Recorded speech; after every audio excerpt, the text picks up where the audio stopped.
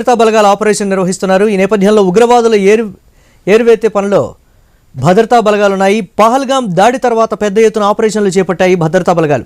ఇందులో భాగంగానే ఆపరేషన్ అఖాల్ పేరుతో జమ్మూ కాశ్మీర్లోని కుల్గాం జిల్లాలో ఎన్కౌంటర్ నిర్వహించాయి. ఈ ఘటనలో ఒక ఉగ్రవాది మరణించినట్లుగా అధికారులు శనివారం తెలిపారు. దట్టమైన అటవీ ప్రాంతాల్లో ఉగ్రవాదులు ఉన్నట్లుగా నిఘా వర్గాల సమాచారం. ఈ నేపథ్యంలో ఆ సమాచారం అందుకున్న తర్వాత జమ్మూ కాశ్మీర్ పోలీసులు స్పెషల్ ఆపరేషన్స్ గ్రూప్, భారత సైన్యం, సిఆర్పీఎఫ్ శుక్రవారం సాయంత్రం సంయుక్త ఉగ్రవాద నిరోధక ఆపరేషన్ అఖాల్ను ప్రారంభించాయి.